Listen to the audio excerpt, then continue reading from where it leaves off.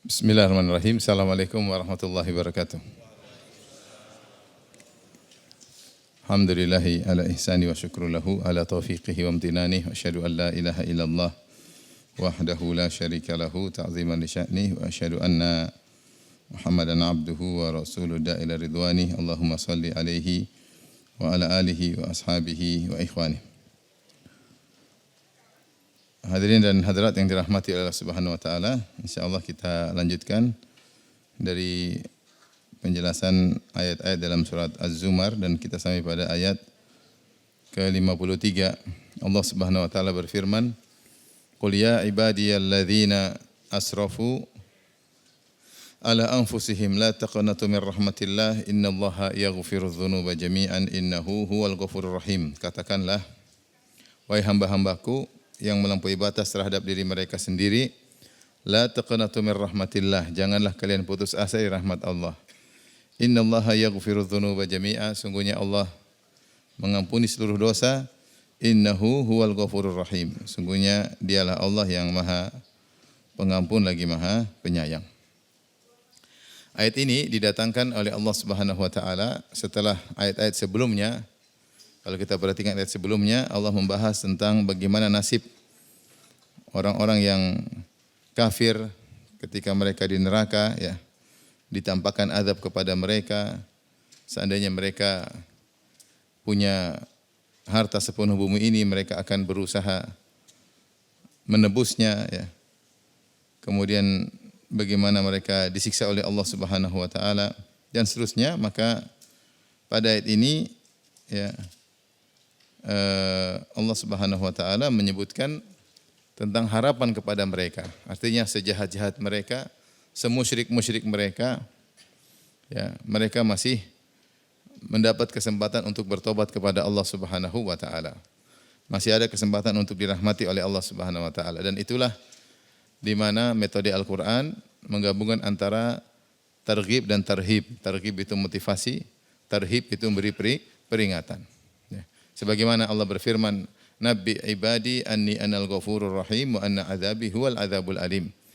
Kabarkanlah kepada hamba-hambaku, sungguhnya aku adalah Maha Pengampun lagi Maha Penyayang, wa anna adzabi huwal adzabul alim. Namun meskipun aku Maha Pengampun Maha Penyayang, namun azabku adalah azab yang sangat pedih. Maka sebagaimana dalam surat Az-Zumar ini, sebelum ayat ini Allah sebutkan tentang bagaimana nasib orang-orang yang meninggal dalam kondisi musyrik, pembangkang, pelaku maksiat, maka nasib mereka sangat mengenaskan di akhirat kelak, ya. Apa yang mereka ejek-ejek selama ini, ya, akan balik menghantam mereka. Tetapi setelah itu Allah sebutkan bahwasanya meskipun azab Allah sangat pedih di hari kiamat kelak, tapi Allah Maha Pengampun lagi Maha Penyayang. Jika kalian bertobat kembali kepada Allah, kalian akan mendapatkan rahmat Allah Subhanahu wa taala. Maka ayat ini, surat Az-Zumar ayat 53, sebagian ulama menyatakan ini adalah ayat yang paling arja ayatin fi kitabillah, yaitu ayat yang paling memberi harapan dalam Al-Qur'an, ya. Ada para ulama ada khilaf tentang apa sih ayat yang paling memberi harapan kepada manusia, terutama kepada para pendosa, ya. Di antaranya yang berpendapat ayat yang paling memberi harapan adalah ayat ini.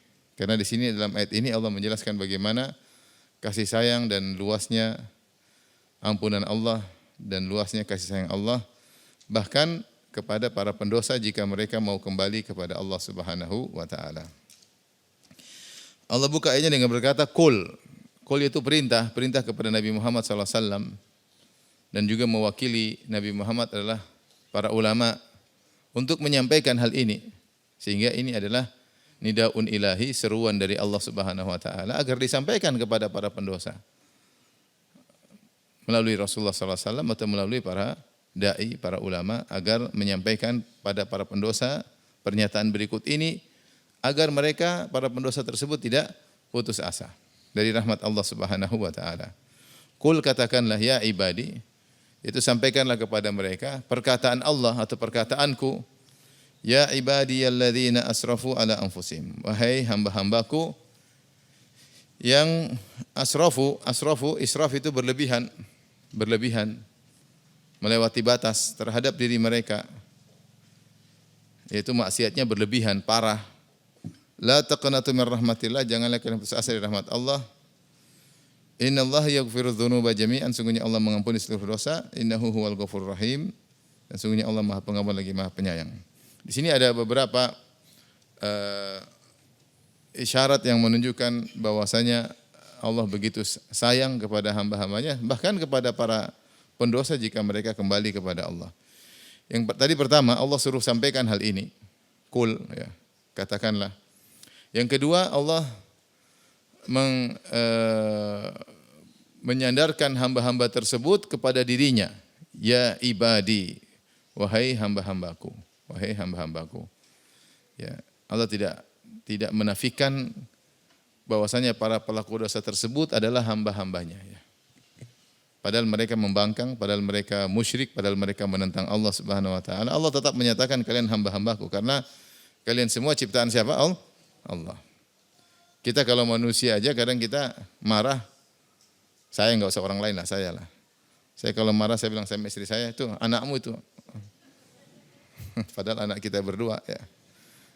Kadang saya marah, itu anakmu tuh, berarti anakmu. Kalau lagi baik, anak saya itu. Jadi orang-orang lagi para pelaku maksiat, ya mereka membangkang perintah Allah, mereka menentang ayat-ayat Allah. Bahkan ayat ini khususnya sebenarnya ditujukan kepada orang kafir, sebagaimana disebutkan oleh Tahir bin Asyur. Asalnya ayat ini ditujukan kepada orang kafir karena ayat-ayat sebelumnya berbicara tentang orang-orang apa? Kafir, orang musyrikin. Ya, kalau kalian kafir, kalian melampaui batas, tetap kalian adalah hamba-hamba Allah Subhanahu wa taala. Kalian ciptaan Allah Subhanahu wa taala. Dan ini memberi semangat kepada mereka untuk kembali kepada Allah karena mereka masih disebut hamba-hambaku, hamba-hamba Allah ya.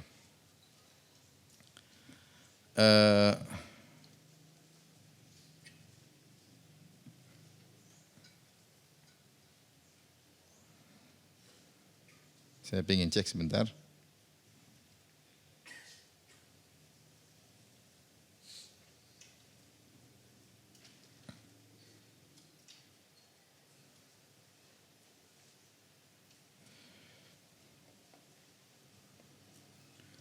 Baik, kita lanjutkan.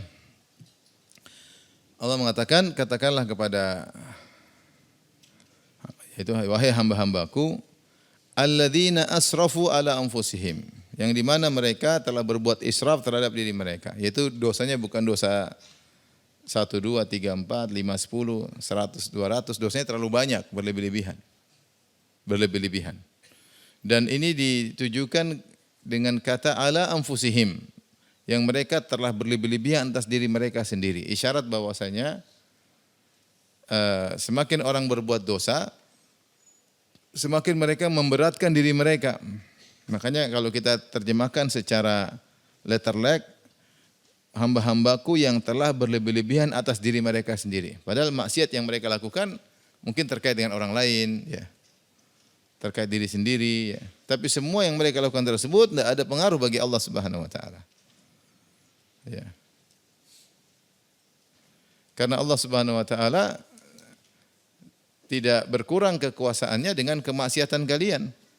Sebagaimana dalam hadis qudsi Allah mengatakan, ya ibadi law anna awwalakum wa akhirakum wa insakum wa jinnakum kanu ala afjari qalbi rajulin wahidin minkum ma naqasa fi mulki syai'a. Wahai hamba-hambaku, seandainya kalian seluruh dari awal sampai akhir, jin dan manusia, seluruhnya hatinya hati yang paling buruk, semuanya berhati iblis, semua hati berhati Fir'aun, semua berhati Abu Jahal, tidak akan mengurangi kekayaan Allah sama sekali. Innakum lan tablughu dhurri fatadurruni wa lan tablughu nafi fatanfa'uni. Dalam hadis qudsi juga Allah mengatakan, kalian tidak bisa beri mudarat kepadaku sehingga kalian beri mudarat kepadaku, enggak bisa. Allah kalau orang bermaksiat tidak mengurangi kuasaan Allah Subhanahu wa taala, tapi hanyalah mereka merugikan diri mereka sendiri. Kata Allah, in ahsantum ahsantum li anfusikum wa in asa'tum falaha. Kalau kalian berbuat baik adalah untuk diri kalian sendiri, kalau kalian berbuat maksiat ya kena kalian sendiri. Tidak merugikan Allah sama sekali, sedikit pun.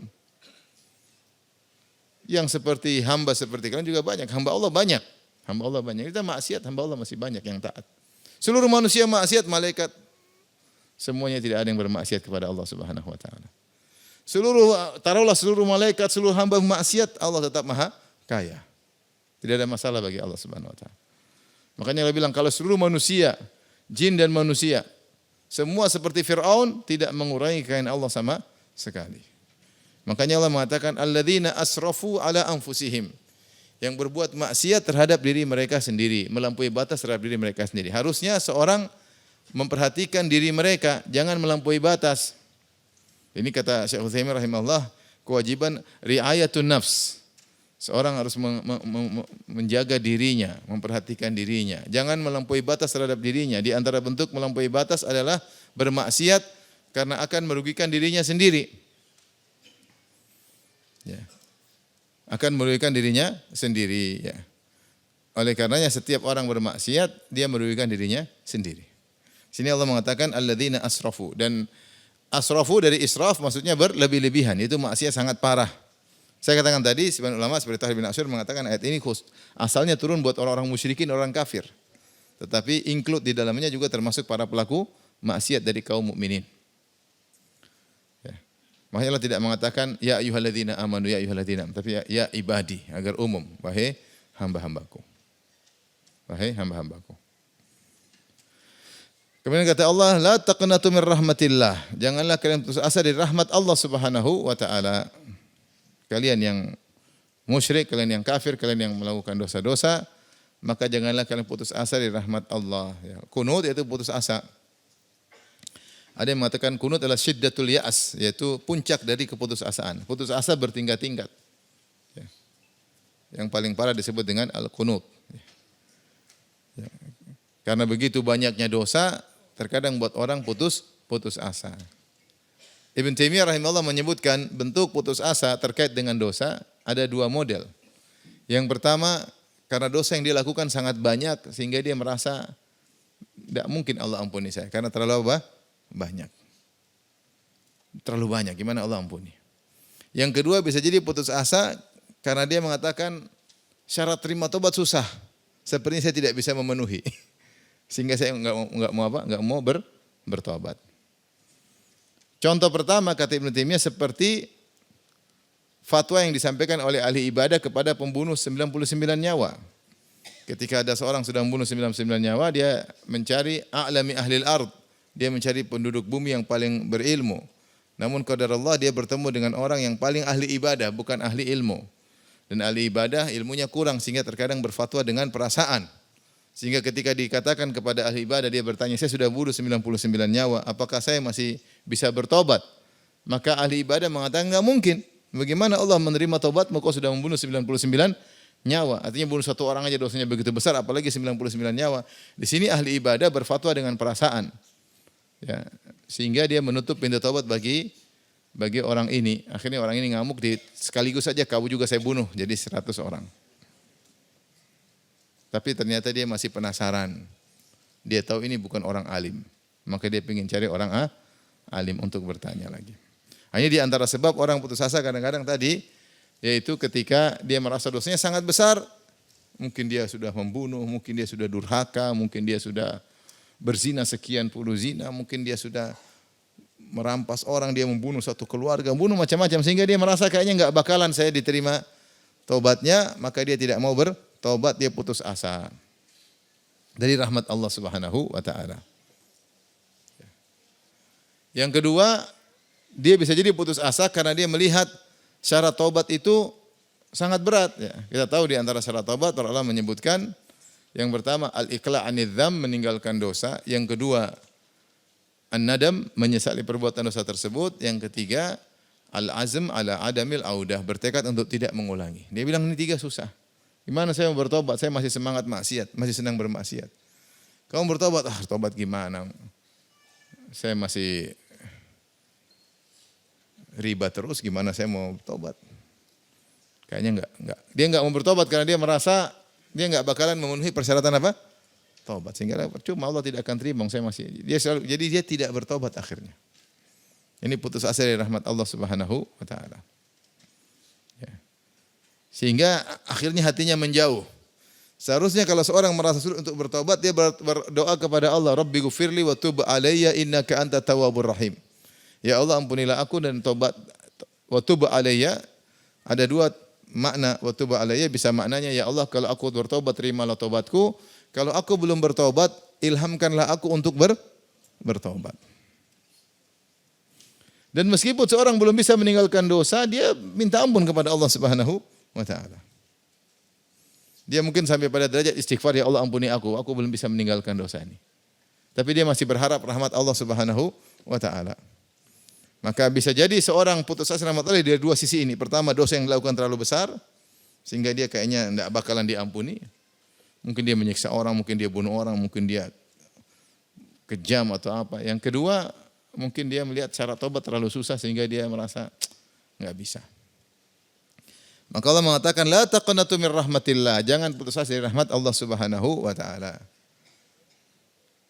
Jangan ya. Apapun besar apapun dosanya, Allah akan ampuni. Makanya Allah mengatakan setelah itu, innallaha yaghfiru dzunuba jami'a. Sungguhnya Allah itu mengampuni seluruh dosa. Az-dzunub jamak dari dzam. Az-dzunub itu adalah dosa-dosa. Jamak dari dzambun. Dzambun jamaknya dzunubun. Dan kita tahu lafal jamak memberikan faedah keumuman. Kalau kita artikan seandainya ayat Allah cuma sampai innallaha yaghfiru dzunub, maka sudah bisa dipahami sungguhnya Allah mengampuni seluruh dosa-dosa. Karena adzunub sini lafal umum, mencakup seluruh dosa-dosa. Apalagi Allah tambah dengan penekanan takkid jami'an. Yaitu kalau kita artikan sungguhnya Allah mengampuni semua dosa seluruhnya. Jadi penekanan. Agar tidak usah diragukan dosa apapun, sebesar apapun, sebanyak apapun, Allah akan mengampuni dosa-dosa tersebut seluruhnya tanpa terkecuali. Tanpa terkecuali. Maka Allah mengatakan di akhirnya, innahu sungguhnya Allah itu huwal ghafurur rahim. Dialah Maha Pengampun lagi Maha Penyayang. Huwa di sini dhamirul fasal. Ada beberapa faedah.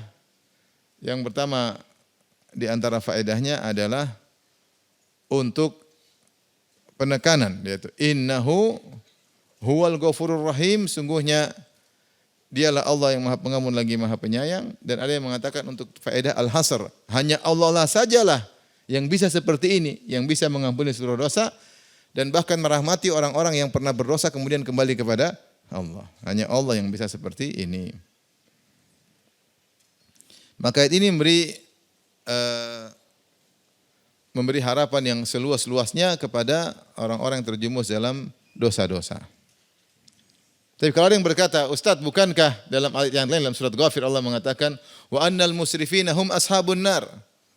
Dan sungguhnya orang-orang melebih-lebihan, yaitu israf, mereka penghuni neraka jahanam. Benar, ada ayat seperti itu. Tapi kata para ulama, kalau kita kompromikan dengan ayat ini, di sini Allah mengatakan orang-orang yang israf, berlebih-lebihan dalam bermaksiat, mungkin diampuni atau tidak? Mungkin. Tapi dalam ayat yang lain Allah mengatakan wa annal musrifina hum ashabun nar. Orang-orang melampaui batas mereka itulah penghuni neraka jahanam. Maka ayat yang dalam surat Ghafir wa annal musrifina hum ashabun nar. Sungguhnya orang-orang yang melampaui batas mereka adalah penghuni neraka jahanam, dibawa kepada dua kemungkinan. Pertama maksudnya mereka kafir. Israf maksudnya orang kafir sehingga mereka tidak akan diampuni. Yang kedua, atau mereka pelaku maksiat namun mereka tidak bertobat. Mereka tidak bertobat sehingga mereka bisa masuk neraka jahanam. Adapun siapapun yang melampaui batas dalam kemaksiatan kemudian mereka bertobat, maka akan diampuni oleh Allah Subhanahu wa taala. Demikian juga dalam ayat yang lain Allah mengatakan innallaha la yaghfiru ayyushraka bih wa yaghfiru ma duna dzalika liman yasha.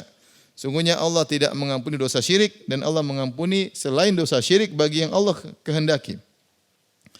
Dan kita akidah Ahlussunnah menyatakan siapa yang meninggal dalam kondisi syirik atau kafir tidak bakalan diampuni dan akan kekal di neraka. Adapun yang meninggal dalam kondisi melakukan dosa besar selain syirik dan dia tidak bertobat, bertobat, maka terserah Allah. Allah mau ampuni, Allah mau azab, terserah. Allah mau ampuni atau Allah azab dulu baru diampuni, terserah Allah Subhanahu wa taala. Adapun kalau syirik atau kufur tidak bakalan diampuni, tidak bakalan diampuni. Maka ayat yang kita baca innallaha la yaghfiru ayyushraka bi, Allah tidak mengampuni dosa syirik, yaitu bagi orang yang meninggal dan tidak bertobat. Adapun yang bertobat Allah akan ampuni. Dalam ayat ini Allah sebutkan. Demikian juga ayat yang lain dalam surat Al-Furqan. Kata Allah, "Walladzina la yad'una ma'allahi ilahan akhar wa la yaqtuluna nafsa allati harramallahu illa bil haqq wa la yaznun wa may yaf'al dzalika yalqa athama yudha'af lahu al-'adzabu yaumal qiyamati wa yakhlud fihi muhana illa man taba wa amana wa 'amila 'amalan shalihan fa ulaika yubaddilullahu sayyi'atihim hasanat wa kana Allahu ghafurar rahima wa man taba wa 'amila shalihan fa innahu yatubu ila Allahi mataba." Kata Allah Subhanahu wa taala, di antara ciri-ciri ibadur rahman yaitu orang-orang yang tidak pernah berbuat syirik, orang-orang yang tidak pernah membunuh orang lain, dan orang yang tidak pernah berbuat zina. Wa may yaf'al dzalika, siapa yang melakukan ini, dia syirik, dia bunuh orang, dia zina, yalqa athama, dia akan mendapatkan dosanya di hari kiamat kelak, yudha'af lahul adzabu yaumal qiyamah, dan dia akan disiksa dengan siksaan yang dilipat gandakan di neraka, wa yakhlud fihi muhana, dan dia akan kekal dalam neraka, kekal karena dia syirik. Kekal, tapi kata Allah, jadi dia sudah syirik, bunuh orang, zina. Bagaimana di neraka kekal? Namun kata Allah, illa man taba, kecuali yang bertaubat. Kecuali yang bertaubat. Jadi kalau bertobat masih bisa kembali ya. Makanya dalam sebagian riwayat ketika turun ayat ini, saya carikan, saya bacakan ayat ini.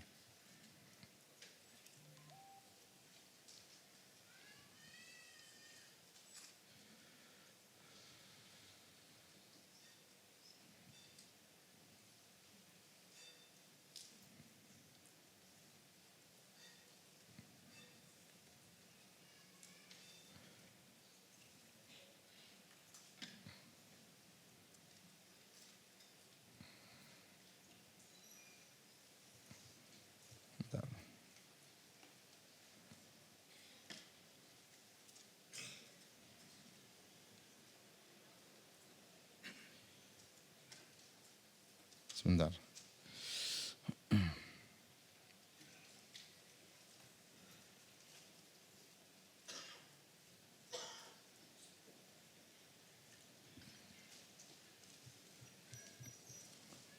Tafsir ayat. Saya bacakan dari Ibnu Abbas, sebab nuzul ayat ini, kata Ibnu Abbas radhiyallahu anhuma, anna nasan min ahli syirik kanu qad qautalu wa aktsaru. Ada sekelompok orang dari kaum musyrikin dahulu di zaman mereka syirik, dahulu sebelumnya, jadi ada orang musyrikin, mereka sangat biadab. Mereka telah membunuh dan banyak membunuh orang lain. Wa zanau wa aktsaru, dan mereka berzina dan banyak berzina. Bukan cuma bunuh satu dua, sering membunuh. Banyak membunuh, dan bukan berzina satu dua kali, sering berzina. Fa'atau Muhammadan sallallahu alaihi wasallam, dan mereka pun datang kepada Nabi. Faqalu, mereka berkata, innal ladzi taqulu wa tad'u ilaihi lahasanun. Yang kau serukan kepada kami untuk masuk Islam sangat baik. Lau tukhbiruna anna lima amilna kafaratan. Ya. Apakah ada kafarah terhadap dosa-dosa yang kami lakukan?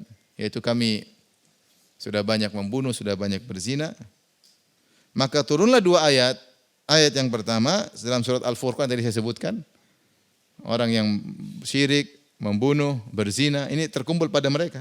Mereka sudah syirik, sudah banyak membunuh, bukan bunuh sekali dua kali, banyak membunuh dan banyak berzina. Maka kekal di neraka kecuali siapa? Kecuali yang bertobat. Kemudian turun ayat ini, qul ya ibadiyalladzina asrafu.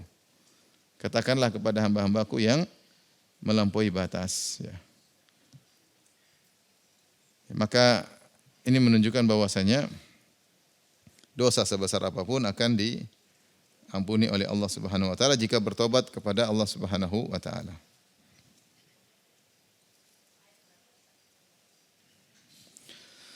Baik, di sini Allah mengatakan la taqnatu min rahmatillah, jangan terusai rahmat Allah Subhanahu wa taala. Dan Allah mengatakan bahwasanya dirinya Al-Ghafur. Al-Ghafur diambil dari mikfar, ya. Yang mikfar sebagaimana sering kita sampaikan adalah helm yang dipakai prajurit dalam peperangan, dan fungsinya dua, menutup kepala dan menghalangi hantaman pedang atau tombak atau panah agar tidak mengenai kepala. Tidak semua menutup kepala disebut mikfar. Kalau hanya fungsinya menutup tidak dikatakan mikfar, seperti songkok, seperti sorban, seperti gutrah, ya. Itu tidak disebut mikfar. Mikfar itu harus helm yang menutup, melindungi, bukan sekalian menutup tapi melindungi. Sehingga ketika kita berdoa kepada Allah, Rabbi gufirli, ya Allah ampunilah aku, ya Allah berilah aku maghfirah. Maknanya ya Allah tutupilah dosa-dosaku di dunia maupun di akhirat dan hindarkanlah diriku dari dampak dosa tersebut.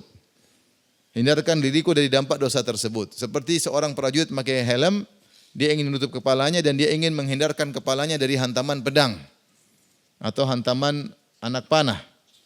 Sehingga kalau kita mengatakan Rabbi gufirli maknanya bukan sekedar mengampuni, maknanya ya Allah tutuplah aib-aibku di dunia maupun di akhirat dan hindarkan aku dari dampak maksiat di dunia maupun di akhirat. Karena maksiat pasti ada dampaknya. Pasti ada dampaknya.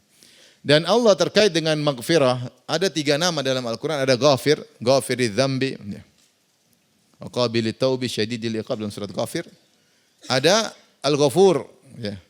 Al-Ghafur ini paling banyak bergandeng dengan Ar-Rahim, Al-Ghafur, Ar-Rahim, Al-Ghafur. Dan ada Innaka kunta ghaffara, ada Ghaffar, ada Ghaffar, ada Ghafir, ada Ghafur. Sebenarnya membahas Ghafir yaitu makna umum, Allah Maha mengampuni, menutupi aib dan menghindarkan dosa-dosa dari dampaknya. Adapun Ghafur maknanya yaitu sighah mubalaghah, maknanya secara spesifik Allah itu mengampuni dosa-dosa sebanyak apapun dia secara kuantitas. Jika seorang melakukan kuantitas dosa dengan kuantitas yang tanpa batas, Allah bisa mengampuni. Dan kalau Ghaffar terkait dengan kualitas, yaitu seorang melakukan dosa separah apapun, Allah bisa mengampuni. Dan itu terkait dengan Ghaffar. Terkait dengan apa? Ghaffar. Sehingga tidak usah ragu bahwasanya Allah bisa mengampuni sebanyak apapun dosa kalian dan sebesar apapun dosa kalian. Dalam hadis qudsi, ya. Lau anna dzunubuka, ya. Kalau seandainya dosa-dosamu sampai ke langit, ya. Kemudian kau minta ampun kepada aku, akan aku ampuni. Lau balagat dzunubuka anana sama.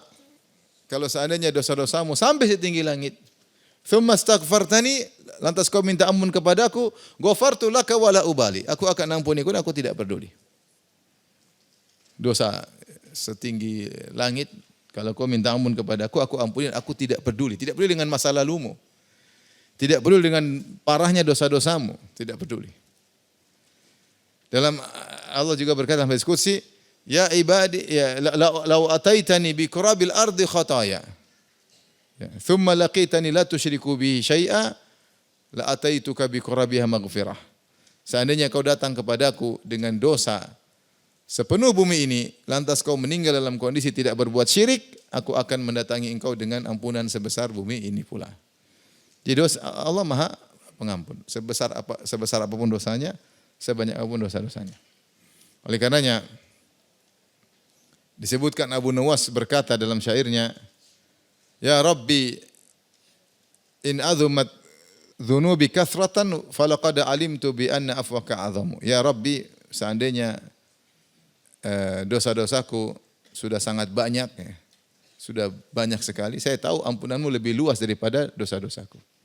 Ya. Kemudian dia berkata, in kana la yarjuka illa muhsinun fabiman yaludhu wa yastajirul mujrimu. Kalau hanya bisa berharap kepada engkau hanya orang baik, terus yang pelaku dosa berharap kepada siapa? Berharap sama siapa? Ad'uka rabbi kama amartani tadarruan wa idza radatta yadi faman dha yarhamu. Aku berdoa kepada engkau dengan tadarru', merendahkan diri, mengangkat kedua tanganku kepada engkau. Jika kau tolak tanganku ini, terus siapa yang mau merahmati aku? Mali ilaika wasilatun illa raja wa jamilu afika thumma anni muslimu. Aku tidak punya amalan andalan untuk minta ampun darimu, ya, kecuali harapan dan indahnya ampunanmu, kemudian aku pasrah dengan keputusanmu. Oleh karena Allah sebutkan dalam Al-Quran contoh-contoh orang-orang yang dosanya sangat banyak, tapi Allah tawarkan ampunan. Contoh siapa? Fir'aun. Fir'aun siapa lagi yang kurang bejat dari Fir'aun? Yang lebih bejat dari Fir'aun siapa? Tidak ada orang paling bejat seperti apa? Fir'aun. Dari sisi akidah, dari sisi amal, dia bunuh. Orang baru lahir dia bunuh. Pokoknya kalau ada orang mau melahirkan, dia tongkrongi anak buahnya. Karena dulu nggak ada USG. Kalau laki-laki langsung sembelih. Kalau laki-laki sama sembelih. Sadis atau tidak? Sadis. yuqattiluna abna'ahum wa yastahyuna nisa'ahum. Membunuh yang laki-laki, biarin yang perempuan. Kejam. Kejam. Bani Israel diperbudak. Lama diperbudak, disiksa, disuruh kerja sana kerja sini.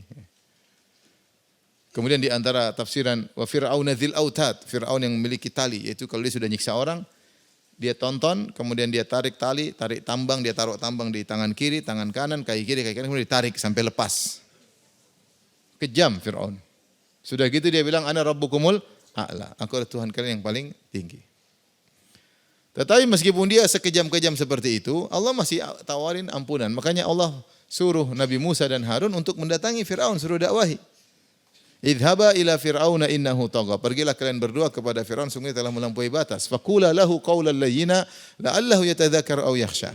Sampaikanlah kepada dia dengan perkataan yang lembut, siapa tahu dia ingat dan dia takut, siapa tahu dia sadar.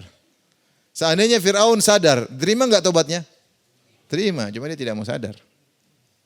Karena kesombongan. Karena kesombongan. Ini Firaun contoh. Seburuk-buruk Firaun, tidak ada orang lebih buruk Firaun di dunia ini. Binyamin Netanyahu sama Firaun mana? Kalau Binyamin Netanyahu bertobat, diterima. Tapi mana mau dia bertobat? Artinya siapa yang lebih parah daripada Firaun? Enggak ada.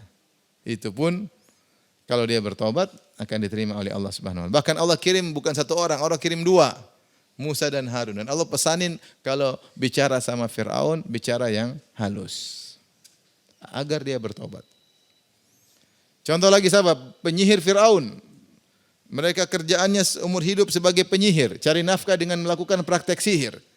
Bahkan diundang oleh Firaun, mereka datang untuk berduel dengan Musa. Berduel dengan utusan Tuhan, utusan Allah Subhanahu wa taala. Inna lana la ajran. Apakah wahai Firaun, kalau kami menang lawan Musa, kami dapat ganjaran? Innakum laminal muqarrabin. Bukan cuma dapat ganjaran, bahkan kalian akan menjadi pejabat-pejabat. Yang penting ngalahkan siapa? Musa. Maka mereka datang kemudian duel dengan Musa. Ternyata Nabi Musa alaihissalam menang, akhirnya mereka masuk Islam. Kemudian mereka dibunuh oleh Firaun. Dan mereka Islam belum enggak sampai sehari. Kalah duel, masuk Islam, dibunuh, masuk surga. Seluruh kesyirikan yang mereka lakukan selama puluhan tahun dilupakan oleh Allah Subhanahu wa taala. Itu tidak dianggap lagi. Wala ubali, kata aku tidak peduli dengan masa lalu kalian. Yang penting bertobat kepada Allah Subhanahu wa taala. Seperti ashabul ukhdud. Qutil ashabul ukhdud an-nari dzatil waqud idhum 'alaiha qu'ud wa hum 'ala ma yaf'aluna bil mu'minina syuhud. Celaka ashabul ukhdud, itu para penguasa yang menggali parit untuk membakar kaum mukminin. Kemudian mereka nongkrong nonton, menyaksikan bagaimana mereka menyiksa kaum mukminin. Mereka bersenang-senang menyiksa kaum mukminin. Enjoy melihat tontonan siksaan. Ada seorang seperti hatinya sakit. Senang melihat orang tersiksa, senang melihat orang menderita. Dia bakar orang dan dia ketawa-ketawa lihat mereka dibakar. Ini orang kejam luar biasa orang ini. Tapi apa kalau mereka bertobat masih diterima? Masih. Makanya Allah berkata setelah itu, innal ladzina fatanul mu'minina wal mu'minati tsumma lam yatubu. Sungguhnya orang-orang yang membakar kaum mukminin dan kaum mukminat, kemudian mereka tidak bertobat, falahum adzabu jahannam walahum adzabul harik. Maka mereka akan mendapatkan azab neraka jahanam dan azab yang membakar. Di sini kata Allah, tsumma lam yatubu, kemudian mereka tidak bertobat. Artinya kalau mereka bertobat diterima enggak? Diterima. Sampai Hasan al-Basri mengatakan, unzuru ila karamillah, lihatlah bagaimana baiknya Allah kepada mereka ini, ashabul ukhdud. Qatalu awliya Allah, mereka telah bunuh wali-wali Allah dengan cara pembunuhan yang sadis. Bukan cuma ditikam, dibakar hidup-hidup. Dibakar, mama, anak, suami, keluarga dibakar. Satu melihat yang lainnya dibakar. Sebelum satu dibakar, satunya dulu dibakar. Sehingga saling melihat. Mengerikan. Dan mereka ketawa-ketiwi menyaksikan. Tapi kalau mereka bertobat, masih bisa diterima oleh Allah. Sayangnya mereka tidak bertaubat. Jadi rahmat Allah sangat luas. Ya. Makanya Allah mengatakan innallaha yaghfiru dzunuba. Sungguhnya Allah mengampuni seluruh dosa tanpa terkecuali. Sebesar apapun, syirik, kufur, ya. Semuanya Allah akan ampuni. kalau bertobat kepada Allah Subhanahu wa taala. Setelah itu Allah mengatakan innahu dialah Allah huwal ghafurur rahim, yang hanya Allah lah, dialah yang Maha Pengampun lagi Maha Penyayang. Di sini Allah gandengkan Al-Ghafur dengan Ar-Rahim. Ar-Rahim Maha Penyayang. Syekh Utsaimin rahimahullah mengambil faedah bahwasanya jika seorang melakukan dosa kemudian dia bertobat, bisa jadi kedudukannya lebih tinggi daripada sebelumnya. Karena Allah mengatakan Ar-Rahim. Ar-Rahim yaitu menunjukkan ada suatu kebaikan baru yang Allah berikan kepadanya. Selain Allah ampuni, Allah berikan dia kebaikan. Makanya orang yang diampuni oleh Allah bukan cuma jadi nol, cuma bahkan dikasih bonus ya. Dikasih bonus di dunia maupun di akhirat. Bukan cuma nol, kalau kita di dunia kan ada orang salah sama kita, udah saya maafin. Udah, saya maafin. Enggak apa-apa, udah, jangan ulang lagi ya. Enggak ada kita bilang ini saya maafin, ini mobil buat kamu. Ada enggak begitu? Enggak ada. Kalau paling nol aja. Mulai dari nol ya, iya nol. Jangan ulang ya, ulang mas. Tidak ada kita ampuni terus kita kasih mobil. Tapi kalau Allah Subhanahu wa taala ketika mengampuni bukan cuma mengampuni, Allah kasih bonus dunia dan akhirat. Dunia dan akhirat. Contoh dalam dunia Allah mengatakan perkataan Nabi Nuh kepada kaumnya, "Faqultu astaghfiru rabbakum innahu kana ghaffara yursilis samaa'a 'alaikum midrara wa yumdidukum bi amwalin wa banin wa ja'alakum jannatin wa ja'alakum anhara." Aku katakan kepada kalian, bertobatlah, beristighfarlah kepada Rabb kalian, sungguhnya Allah Maha Pengampun. Kalau kalian bertobat, yursil sama alaikum midrar. Kita sekarang musim kemarau, Allah akan turunkan hujan berkah yang deras. Bukan itu dunia enggak? Dunia. Bukan cuma itu. Wa yumdidukum bi amwalin wa banin, bahkan Allah perbanyak harta kalian dan Allah perbanyak anak-anak kalian. Wa yaj'alakum jannatin wa yaj'alakum anhara, dan Allah akan tumbuhkan kebun-kebun yang indah dan Allah akan bukakan sungai-sungai bagi kalian. Syaratnya bertobat. Berarti kalau mereka bertobat bukan cuma nol, bahkan dapat bonus duniawi. Kemudian juga misalnya dalam ayat yang Allah mengatakan ya ayyuhalladzina amanu tubu ilallahi taubatan nasuha asa rabbukum ayyukaffira ankum sayyi'atikum wa yudkhilakum jannatin tajri min tahtihal anhar. Wahai orang yang beriman, bertobatlah kepada Allah yang taubat yang sesungguhnya, taubatan nasuha. Ya. Asallahu ayyukaffira ankum sayyi'atikum. Allah akan mengampuni dosa-dosa kalian. Belum titik, masih koma. Kemudian kata Allah, wa yudkhilakum jannatin tajri min tahtihal anhar. Allah akan masukkan ke dalam surga. Jadi bukan cuma nol, bahkan dimasukkan dalam surga. Karena Ar-Rahim, Ghafur Rahim, Ghafur terkait dengan diampuni dosa, Ar-Rahim menunjukkan ada suatu kebaikan baru yang Allah berikan kepada orang yang bertobat. Makanya Ibnu Qayyim membahas ya tentang bagaimana kondisi seorang sebelum seandainya dia tidak berdosa. Ada dua orang, satu tidak berdosa, yang satu beramal soleh kemudian bermaksiat kemudian bertobat. Si A dia tidak berdosa. Taruhlah kita bicara waktu misalnya setahun. Ada dua orang, si A dan si B. Si A selama setahun tidak berdosa. Taruhlah dia tidak pernah berdosa, rajin ibadah. Si B 3 bulan pertama taat, kemudian 5 bulan maksiat. Tinggal berapa bulan setahun? 4 lagi. Kemudian 4 bulan dia bertobat. 3 bulan taat sama temannya, si A sama-sama start nih. Sama-sama start. Ketiga bulan ketiga, si A masih terus taat, si B bermaksiat. Bulan 3, bulan 4, bulan 5, bulan 6, bulan 7, bulan 8, si A terus taat, si B masih tenggelam dalam maksiat sampai bulan ke-8. Ketika bulan ke-9, si A masih terus ketaatan, si B baru balik menuju ke taatan. Bulan ke-9, 10, 11, 12. Nah, ketika di ujung, mana yang lebih mulia di sisi Allah, si A atau si B? Kenapa si B? Maksiat lebih mulia gimana? Gimana sih? Mana lebih mulia, si A atau si B?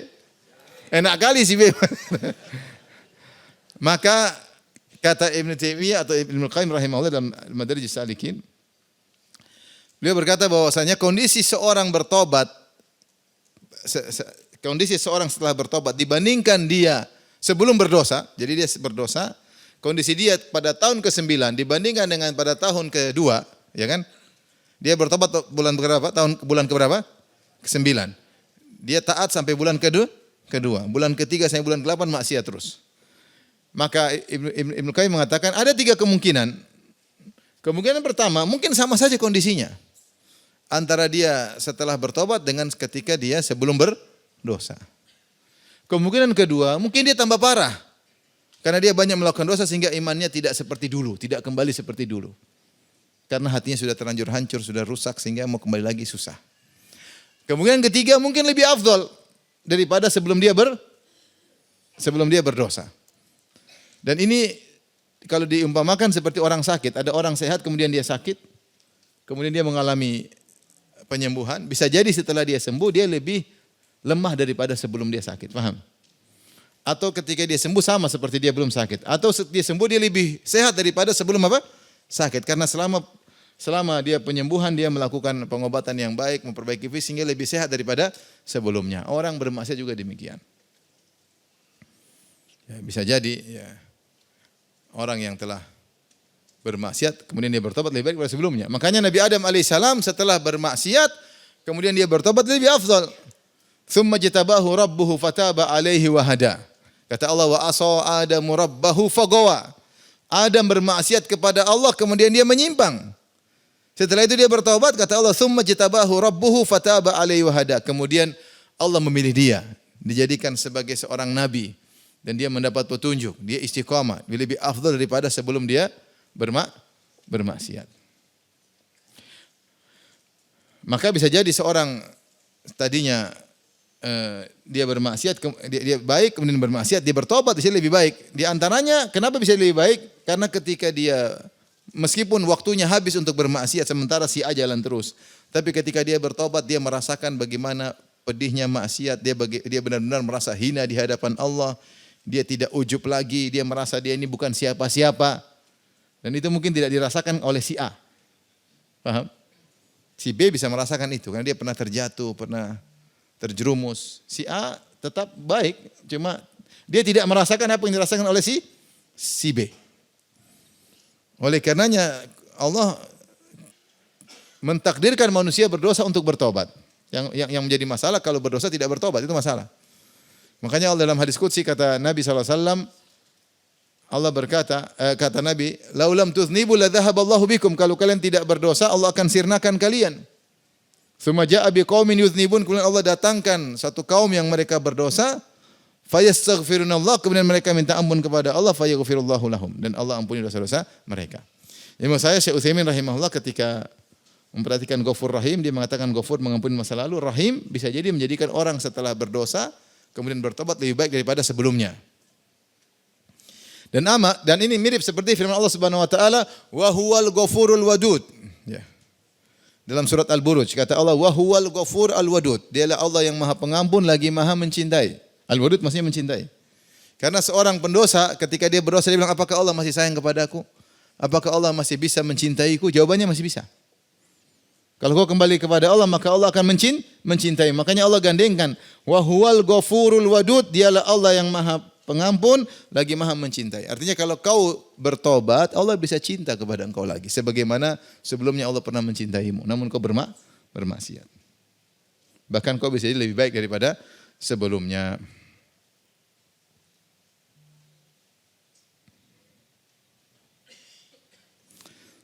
Taib. Jadi seorang jangan pernah putus asa kepada Allah Subhanahu wa taala. Kapan dia bermaksiat, jangan dia pernah tunda tobat, segera bertobat kepada Allah Subhanahu wa taala. Meskipun nanti terjatuh lagi tobat lagi. Jatuh lagi tobat lagi, istighfar lagi, tobat lagi. Kita lanjutkan ayat berikutnya, wa anibu ila rabbikum wa aslimu lahu. Kembalilah kepada Rabb kalian dan Islamlah kepada Allah Subhanahu wa taala. Ini makanya Tahir bin Asyir mengatakan wa aslimu lahu, ini isyarat bahwasanya ayat ini turun kepada orang kafir, orang musyrikin. Hendaknya kalian Islam. Atau secara umum ada yang menafsirkan ini terkait seluruh pelaku maksiat, kafir atau mukmin. Kata Allah, wa anibu ila rabbikum, kembalilah kepada Rabb kalian itu dengan amalan hati kalian. Wa aslimu lahu, dan tunduklah kepada Allah dengan raga kalian. Ya. Jadi hati dan raga kembalilah kepada Allah Subhanahu wa taala. Dan firman Allah, ila rabbikum, kepada Rabb kalian, ya, untuk menunjukkan kalian semangat. Kenapa Rabb? Maksudnya pencipta kalian. Kenapa kalian ragu? Yang ciptakan kalian siapa? Allah. Yang kasih rezeki sama kalian siapa? Allah. Yang mengilhamkan kalian untuk bertobat juga Allah. Jadi jangan ragu untuk kembali. Itu pencipta kalian. Kalau kita bilang kepada manusia, kembalilah kepada ibumu. Orang semangat ibunya, kok bukan orang lain. Tapi kalau bilang minta maaf sama bos, takut. Tapi kalau minta maaf sama ibu, berani gak orang? Berani, karena dia tahu ibu sayang sama dia. Kalau sana minta maaf sama bos takut digampar sama bos. Tapi kalau sama ibu beda. Padahal kasih sayang Allah kepada hambanya lebih daripada ibu kepada anaknya. Maka Allah mengatakan wa anibu ila rabbikum, kembalilah kepada Rabbmu yang telah menciptakan engkau, yang telah membentuk engkau, yang beri rezeki padamu, yang mengatur dirimu, kembalilah kepada Rabb kalian. Wa aslimu lahu, dan tunduklah kepadanya, yaitu kembali dengan amalan hati dan amalan jawarih. Dan ketika firman Allah ila rabbikum, kepada Rabb kalian, dan juga lahu, kepada Allah, menunjukkan taubat harus ikhlas. Kita taubat itu untuk Allah, taubat amal soleh. Jadi taubat bukan untuk kita pamerkan, bukan untuk kita riakkan. Dan taubat karena Allah, bukan karena duniawi. Contoh seorang saya berhenti merokok. Kenapa? Takut TBC. Ini bukan taubat karena Allah, tapi taubat karena TBC. Bukan. Saya enggak berani korupsi, takut berhenti taubat dari korupsi, takut ditangkap KPK. Itu bukan taubat namanya. Itu bukan karena Allah, tapi karena KPK. Yang dimaksud taubat karena Allah. Kalau bukan karena Allah enggak. Kalau bukan karena Allah maka enggak. Taubat ikhlas karena Allah Subhanahu wa taala. Karena ada orang taubat karena duniawi. Kenapa taubat? Daripada diomongin orang. Teman-teman semua sudah hijrah, tinggal saya yang belum. Tiap hari ditanya-tanya, udahlah saya hijrah sekalian lah. Berarti bukan karena Allah, tapi karena enggak mau diomongin sama orang lain. Nah, ini juga enggak benar. Taubat harus karena Allah. Wa aslimu lahu. Kata Allah, ingat, min qabli ayyatiyakumul adzabu tsumma la tunsarun. Sebelum datang kepada kalian azab dan kalian tidak bisa ditolong lagi. Azab bisa datang tiba-tiba atau nanti hari kiamat kelak. Azab bisa datang. Kalau kalian sudah mati sudah enggak bisa bertobat, silakan menunggu azab. Di sini Allah mengatakan tsumma la tunsarun, kemudian kalian tidak ditolong. Di sini ada summa itu kata gandeng yang menunjukkan jeddah. Saya sering sampaikan kata gandeng ada 3, ada wa, ada fa, ada summa. Kalau bahasa Indonesianya wa dan fa, lalu kalau summa kemudian. Wa sekadar menggandengkan, kalau fa menunjukkan berkesinambungan tanpa ada jeddah. Datang Khalid lalu Muhammad, berarti Khalid datang setelah itu langsung disusul oleh siapa? Muhammad tanpa ada jeddah. Tapi kalau bilang summa, ja'a Khalid summa Muhammad, maksudnya datang Khalid kemudian beberapa lama lagi baru datang Muhammad. Ketika Allah mengatakan min qabli ayyatiyakumul azab, sebelum datang azab kepada kalian, tsumma la tunsarun, kemudian kalian tidak bisa ditolong, maksudnya apa? Kalau ada jeda di situ, maksudnya ketika mereka diazab mereka mencari para penolong. Siapa yang bisa tolong saya? Ke teman-temannya, teman juga diazab. Kepada orang soleh enggak bisa kasih syafaat. Kepada saya minta tolong. Pada iblis juga lagi diazab. Pada siapa? Pada sembahan selain Allah tidak ada. Maka orang ketika diazab dia berusaha mencari apa? Penolong, tapi tidak ada penolong. Azab tetap mengenainya. Maka bertobatlah sebelum engkau mati kemudian diazab. Kemudian kata Allah Subhanahu wa taala, wattabi'u ahsana ma unzila ilaikum, dan ikutilah apa yang Allah turunkan bagi kalian. Seakan-akan ada pertanyaan ketika kita baca ayat ke-54, Allah mengatakan kembalilah kepada Rabb kalian dan Islamlah, pasrahlah, tunduklah kepada Rabb kalian sebelum datang azab menimpa kalian kemudian kalian tidak bisa ditolong. Seakan-akan timbul pertanyaan, bagaimana caranya kembali kepada Allah? Kembali kepada Allah bagaimana caranya?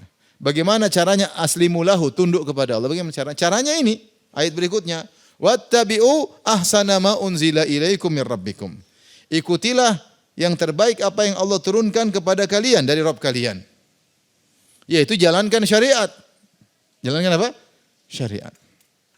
Ahsana ma unzila ilaikum, yang terbaik diturunkan bagi kalian, menunjukkan Al-Quran adalah ayat-ayat Allah yang terbaik yang Allah turunkan kepada manusia. Lebih baik daripada Taurat, daripada Injil, daripada Zabur, dari suhuf Ibrahim, suhuf Musa.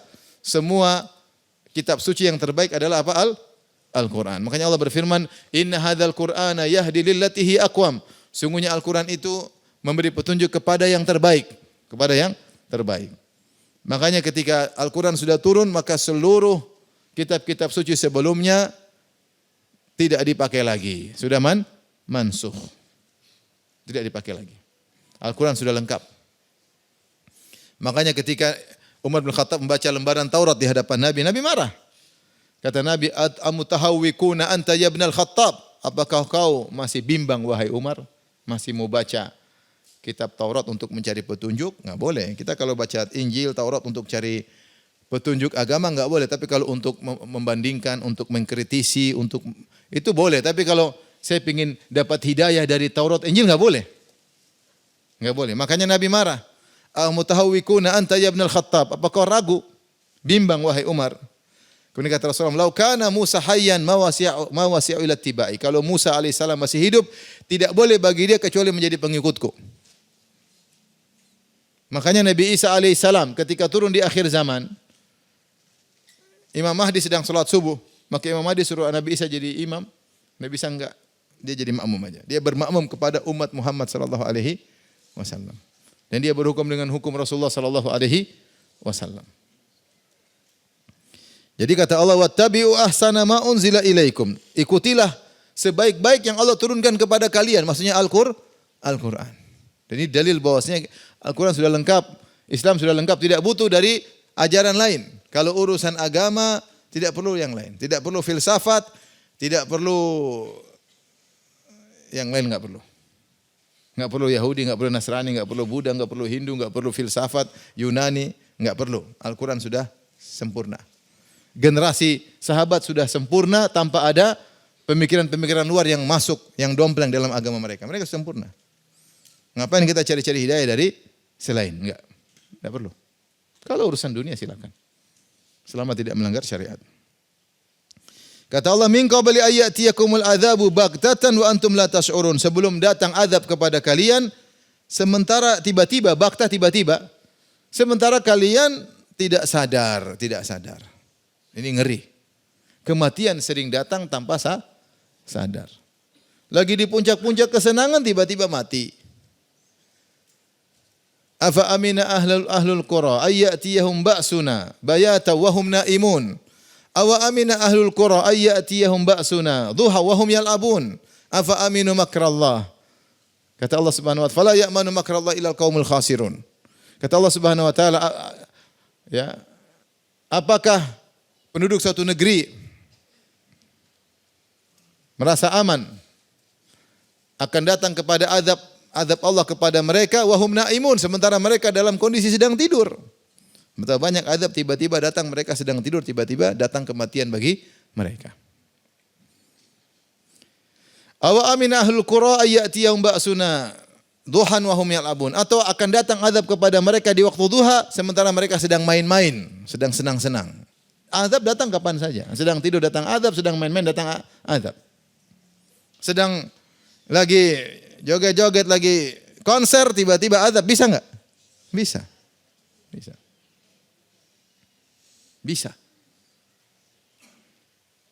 Dan terjadi. Lagi zina, mati, bisa. Datang kematian kepadanya. Oleh karena sebelum datang kematian, sebelum datang azab, bertobatlah karena azab itu, siksaan itu bisa datang dengan tiba-tiba. Lihatlah kaum Nabi Lut ketika sedang di puncak-puncak syahwat. Ya. Ketika datang para malaikat kepada Nabi Lut dalam menjelma dalam bentuk manusia yang tampan-tampan. Akhirnya istri Nabi Lut berkhianat, dia laporkan kepada kaumnya karena istri Nabi Lut dari Akamsi, orang setempat. Dia lapor kaumnya, ada tamu-tamu ganteng. Maka mereka yuhra'un, mereka sudah bersyahwat, bergejolak. Karena sudah lama, mereka ingin cari pasangan baru yang ganteng-ganteng. Artinya mereka datang dengan penuh semangat syahwat. Dan mereka rayu Nabi Lut, "Mana tamunya, kasih kami tamu-tamu itu sini." Kata Nabi Lut, "Dhaifi fala tafdhon." Itu tamu-tamuku, jangan bikin malu saya. Bagaimana saya mau serahkan tamu-tamu saya? Ya. Kata Allah, "Wa laqad rawaduhu an dhaifihi." Mereka rayu Lut alaihissalam untuk menyerahkan tamu-tamu mereka di puncak-puncak syahwat. Kata Allah, "Fatamasna a'yunahum fadzuqu adzabi wa nudhur." Maka kami butakan mata mereka di saat-saat mereka melihat cowok-cowok tampan yang mereka ingin gauli, ternyata Allah tutup mata mereka. Fatamas yang mengatakan itu mata mereka udah enggak ada lagi, langsung kulit nutup begini. Jadi terkadang azab itu atau siksaan itu datang di puncak-puncak maksiat, di puncak-puncak kesenangan. Itu banyak terjadi. Makanya Allah mengatakan wa antum la tash'urun, sementara kalian tidak sadar, tidak merasa. Tahu-tahu datang azab. Waliyadzubillah ya. Maka bertobatlah. Bertobatlah. Sebelum hilang kesempatan. Bisa jadi mati tiba-tiba. Bisa diazab tiba-tiba. Kalaupun enggak tiba-tiba nanti di neraka akan datang azab. Kata Allah, "Antakula nafsu ya hasrata ala ma farratu fi jambillah wa in kuntu laminas sakhirin." Khasyata antakul, itu jangan sampai kau berkata nanti pada hari kiamat kelak. Penyesalan ya hasrata, yaitu dari ya hasrati, sering ya diganti dengan alif, ya hasrata, sehingga jiwa akan berkata, sungguh besar penyesalanku. Hasrah sama dengan nadam, tapi syiddatun nadam, yaitu penyesalan yang sangat mendalam. Yaitu sungguh kerugian yang luar biasa yang aku rasakan sekarang. Alama farratu fi jambillah, yaitu fi janibillah, yang dimana aku telah lalai terkait dengan hak Allah. Janibillah maksudnya hakullah.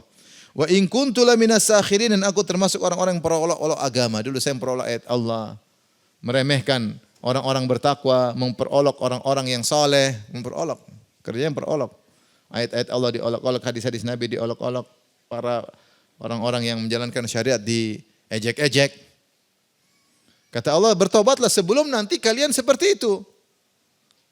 Menyesal, tapi penyesalan tiada guna.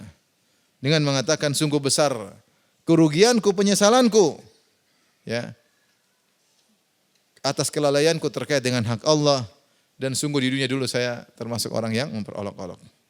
Au taqula, atau alasan yang lain, lau anna Allah hadani lakuntu minal muttaqin, menyesal dia, seandainya dulu Allah beri aku petunjuk, tentu aku termasuk orang yang bertakwa, ya. Dia tidak mau ikut, Allah suka seperti itu, tapi dia tidak mau ikut. Ya. Coba dulu saya ngaji, coba dulu saya bertakwa, coba dulu saya masuk Islam kalau orang kafir. Tentu aku termasuk orang yang bertakwa.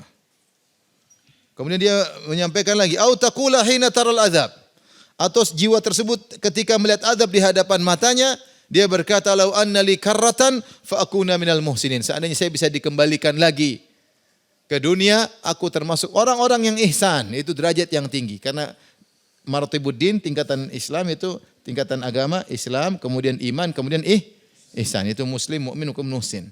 Dia bilang, ya Allah, kembalikan aku ke dunia, saya bukan jadi orang baik saja, jadi super baik, jadi muhsin.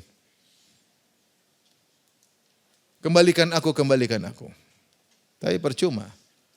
Mereka dikembalikan maka kembali lagi. Kata Allah, "Lau ruddu la'adu limanuhu anhu wa innahum lakadzibun." Kalau dikembalikan lagi, mereka akan kembali lagi sebagaimana perbuatan mereka, dan mereka hanyalah berdosa. Tapi dia ingin bisa kembali lagi. Tapi enggak mungkin. Makanya kata Allah, bertobatlah sebelum kau merasakan penyesalan-penyesalan ini. Allah bantah, "Bala qad ja'atka ayati fakadzdzabta biha." Enggak benar semua ini. Kau tidak bisa beralasan lagi. Kenapa? Telah datang ayat-ayatku ketika di dunia. Melalui para rasul, melalui para nabi, melalui para ulama, melalui para dai, melalui banyak sarana media, telah datang ayat-ayatku, peringatan-peringatanku. Fakadzdzabta biha, dan kau dustakan itu semua, wastakbarta, dan kau sombong. Kau dustakan karena kau sombong, enggak mau. Padahal kau tahu akan kebenarannya, itu sombong. Wa kunta minal kafirin, kau termasuk orang-orang yang kafir. Enggak diterima alasan-alasan tersebut. Wa yaumal qiyamati taral ladzina kadzabu 'ala Allahi wujuhuhum muswaddah. Dan pada hari kiamat engkau akan melihat bagaimana orang-orang yang mendustakan Allah, wajah mereka menjadi hitam, seperti ada kegelapan di wajah mereka. Kenapa? Selama ini al-jazaa' min jinsil amal, balasan sesuai dengan perbuatan. Selama ini hati mereka hitam menolak ayat-ayat Allah, maka pada hari kiamat Allah menjadikan wajah mereka wajah yang hitam. Sementara orang-orang beriman, wujuh mereka mustabsyirah, berseri-seri.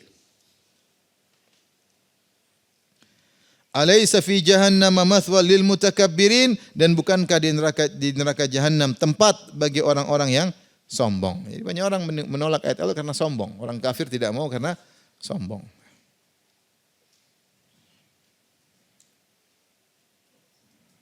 Kata Allah, wa yunajjillahu alladhina taqaw bimafazatihim, la yamassuhumus su'u wa lahum yahzanun. Dan Allah menyelamatkan orang yang bertakwa. Bimafazatihim, dengan kemenangan mereka, yaitu dengan masuk surga. La yamassuhumus su', mereka tidak ditimpa dengan azab sama sekali, walahum yahzanun, dan mereka tidak bersedih sama sekali. Allah menjelaskan bahwasanya neraka jahanam sangat pedih, hanya orang bertakwa yang akan diselamatkan oleh Allah Subhanahu wa taala. Makanya mengatakan wa yunajjillahu alladziina taqau. Allah mengatakan dalam ayat yang dalam surat Maryam, wa in minkum illa wariduha kana 'ala rabbika hatman maqdiyya thumma nunajjil ladzina taqau wa nadharu adh-dhalimina fiha jithiya. Setiap kalian pasti melewati neraka, mendatangi neraka. Maksudnya mendatangi neraka lewat di atas sirat. Ya. Itu suatu keputusan Allah yang tidak bisa dihindari. Kemudian kata Allah, "Tsumma nunajjil ladzina taqau", kemudian kami selamatkan orang bertakwa. Orang bertakwa bisa melewati sirat. Wa nadharu adh-dhalimina fiha jithiya, adapun orang-orang zalim akan terjatuh dari sirat, terjatuh ke neraka jahanam. Jadi yang menyelamatkan seorang adalah takwa. Takwa, menjalankan ketaatan, meninggalkan larangan. Semakin banyak menjalankan ketaatan, meninggalkan larangan, maka semakin potensi untuk selamat semakin besar. Bimafazati, maksudnya dengan masuk ke dalam surga. Allah selamatkan mereka dari neraka dan mereka masuk dalam surga. Ketika dalam surga, la yamassuhumus su', tidak ada suatu keburukan menimpa mereka, sama sekali enggak ada. Walahum yahzanun, mereka sama sekali tidak bersedih. Ya. Makanya kata Allah, la khaufun alaihim walahum yahzanun. Udkhul jannata la khaufun alaikum wa la antum tahzanun. Masuklah kalian ke dalam surga, tidak perlu khawatir dan tidak perlu bersedih. Dunia ini yang bikin kita tidak bahagia, khawatir atau sedih. Sedih tentang masa lalu yang tidak bisa kembali lagi, tidak bisa kita perbaiki lagi. Sudah lewat, yang kita teringat-ingat kita sedih. Kekhawatiran, khauf, kekhawatiran depan, masa depan, nanti gimana. Itu yang buat hati menjadi gelisah. Dan itu sudah kehidupan dunia. Setiap orang pasti begitu. Kapan itu hilang semua? Ketika masuk surga. Tidak ada khawatir sama sekali. Tidak ada sedih sama sekali. La khaufun, udkhulul jannata la khaufun alaikum wa la antum tahzanun. Masuklah kalian surga, tidak ada kekhawatiran sama sekali, tidak ada sedih sama sekali. Makanya Allah menyebut penghuni surga ketika mereka menginjakkan kaki di surga, mereka berkata, alhamdulillahilladzi adhhaba 'annal hazan, inna rabbana laghafurun syakur. Segala puji bagi Allah yang telah menghilangkan segala kesedihan dari kami. Sungguhnya Rabb kami Maha membalas dengan penuh kebaikan dan Maha pengampun. Di sini Allah mengatakan, la yamassuhumus su' wa lahum yahzanun. Mereka tidak ditimpa dengan keburukan sama sekali dan mereka tidak sedih sama sekali. Oh, gimana sedih? Mereka dalam kenikmatan. Kata Allah, inna ashabal jannatil yawma fi syughulin fakihun. Sungguhnya penghuni surga pada hari itu dalam kesibukan. Dalam kesibukan. Kita ini sibuk, sok sibuk, enggak tahu sibuk apa. Entah sibuk dunia enggak jelas, sibuk ngalor ngidul enggak jelas, atau sibuk maksiat, atau sibuk apa. Sibuk zalim, sibuk. Di surga tidak ada kesibukan kecuali kesibukan kenikmatan. Makanya Allah mengatakan innal abrara lafi naim. Sungguhnya orang-orang yang baik tenggelam dalam kenikmatan. Tenggelam. Lafi itu dalam tenggelam dalam nikmat. Seluruh kanan kiri depan belakang ngalor ngidul wetan semua kenikmatan. Apa yang mereka lihat semuanya kenikmatan. Apa yang mereka sentuh semuanya kenikmatan. Apa yang mereka cium semuanya kenikmatan. Tidak ada, semuanya kenikmatan. Dan mereka harus sibuk, enggak ada yang enggak sibuk. Makanya penghuni surga tidak boleh tidur. Kalau tidur berarti berhenti off dari kesibukan. Rasulullah ditanya, ayanamu ahlul jannah, apakah penghuni surga tidur? Kata Nabi, enggak. An-naumu akhul maut, tidur itu temannya kematian, saudaranya kematian. Jadi kalau main sama bidadari enggak ada ngantuk, enggak ada. Maksudnya mas ngantuk. Enggak ada. Enggak boleh, harus sibuk. Ini enggak sibuk. Kalau ada penghuni surga tidur, itu enggak benar. Karena dia lagi off. Berarti dia enggak sibuk. Harus sibuk. Semuanya harus apa? Sibuk dalam kenikmatan. Kalau sibuk nikmat ini mana mikir ketakutan? Enggak ada ketakutan yang dipikirkan. Enggak ada kekhawatiran, enggak ada kesedihan. Sibuk terus dengan nikmat. Apa yang mau dikhawatirkan? Apa yang mau dikhawatirkan? Apa yang mau perlu disedihkan? Sementara dia tersibukkan dalam kenikmatan. Semoga Allah menjadikan kita semuanya penghuni surga, mengampuni dosa-dosa kita, membalas kita dengan kebaikan, balasan yang terbaik. Amin ya rabbal alamin. Demikian saja kajian kita. Kalau ada yang bertanya saya persilakan. Wallahu taala alam bisawab.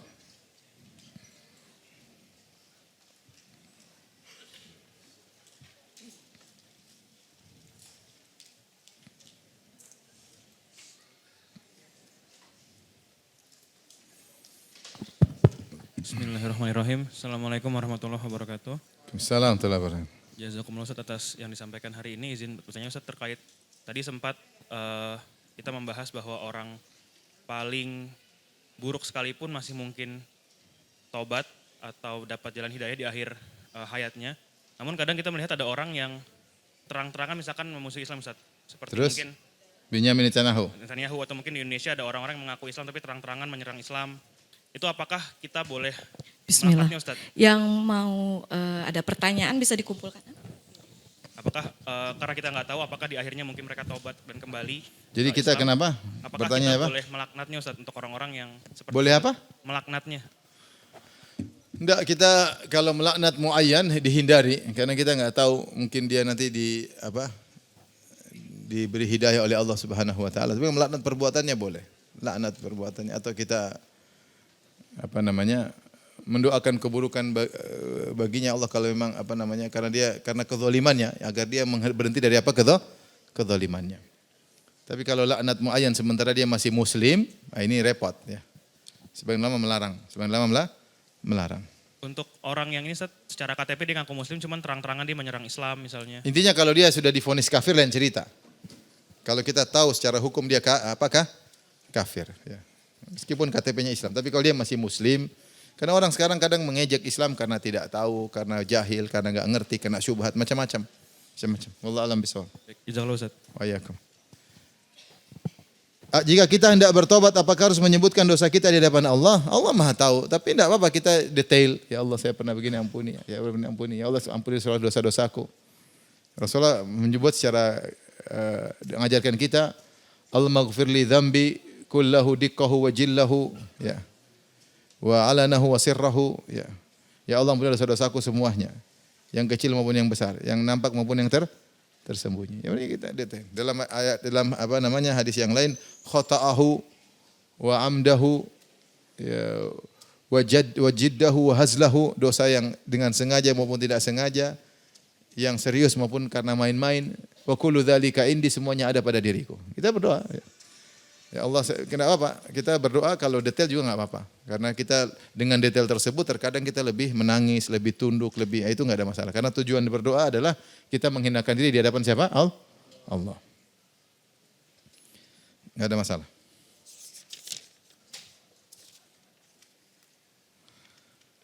Saya punya teman awalnya seorang muslim, semenjak dia ngekos dia stop memakai jilbab. Awalnya sudah pernah ketahuan ibunya di kos, namun saat teman saya pulang ke rumah dia berantem dengan ibunya perihal jilbab.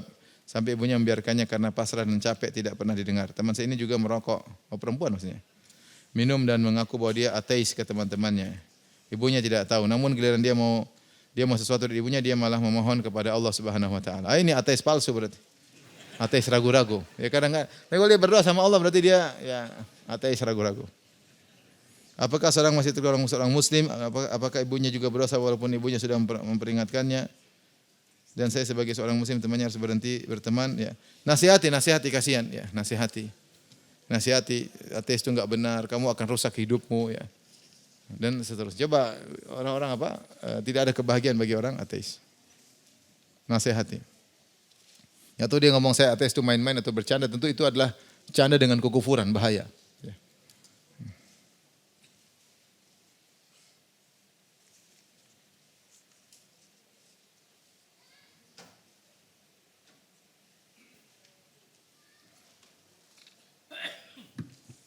Bolehkah kita bertakziah kepada non-muslim yang kebetulan adalah tetangga dekat? Boleh bertakziah, boleh, tapi tidak boleh mendoakan, hanya mendoakan umum. Semoga Allah memberi kesabaran kepada kalian, itu boleh. Tapi kalau semoga dia dirahmati, semoga masuk surga, enggak boleh. Enggak boleh.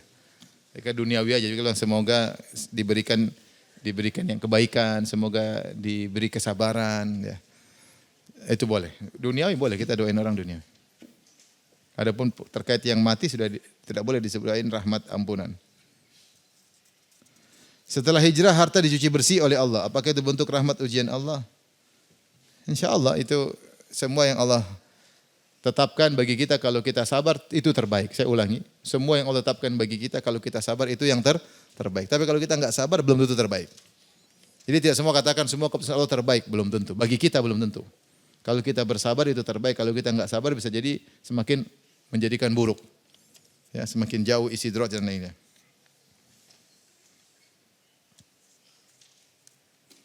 Apakah Allah mengampuni orang-orang yang terang-terangan berbuat dosa karena mereka tahu Allah Maha Pengampun? Rasulullah mengatakan kullu ummati mu'afan illal mujahirin. Semua umatku akan diampuni atau diberi keselamatan, dia diampuni kecuali yang mujaharah, yaitu menampakkan maksiat dengan terang-terangan. Orang seperti itu susah diampuni. Kenapa? Tidaklah dia melakukan itu kecuali dia menganggap remeh. Sehingga dia tidak punya malu, dia terang-terangan, bahkan dia ngajak orang, ini susah diampuni. Kenapa? Karena secara hati orang yang melakukan ini tidak punya malu, tidak punya takut sama Allah sama sekali. Kalau dia takut atau dia tidak enak sama Allah, dia pasti sembunyi. Tapi dia terang-terangan, bangga-banggakan, ya. Orang seperti sulit untuk bertobat karena dia hatinya memang begitu. Tapi seandainya dia bertobat, Allah ampuni. Kalau dia sudah menyesali itu semua dengan yang penting memenuhi persyaratan taubat. Tapi dikatakan susah karena dia tadi ada kayak meremehkan. Apakah seorang yang melakukan kezaliman sedang orang tersebut sudah meminta maaf dan berbuat baik kepada dizalimi, apakah seorang tersebut tetap dimintakan pertanggungjawaban? Dia harus minta ampun kepada orang yang dia zalimi. Sebisa mungkin ulang-ulang. Kalau orang itu tidak mengampuni, maka serahkan kepada Allah. Semoga Allah yang akan mengurusi urusannya. Tapi hukum asal hak orang yang zalimi tidak gugur kecuali orang yang dizalimi mengampuni. Makanya kalau minta ampun benar-benar baik-baik serius.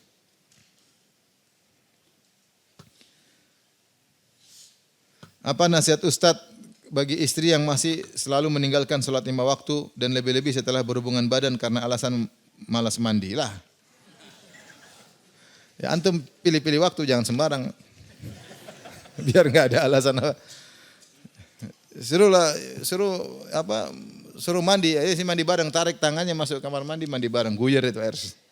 Insyaallah. Mana enggak sholat 5 waktu? Bisa kafir enggak sholat 5 waktu?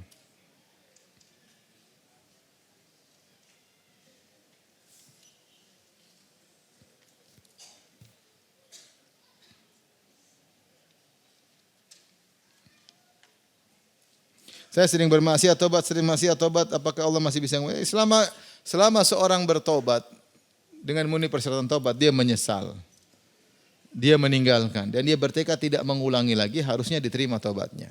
Ternyata bulan depan dia ulangi lagi, itu dosa tersendiri. Yang penting ketika dia bertobat memenuhi persyaratan apa? Tobat. Jangan pernah nunda tobat. Baik, demikian saja kajian kita. Insyaallah kita lanjutkan pada kesempatan yang lain. Wabillahi taufiq. Assalamualaikum warahmatullahi wabarakatuh.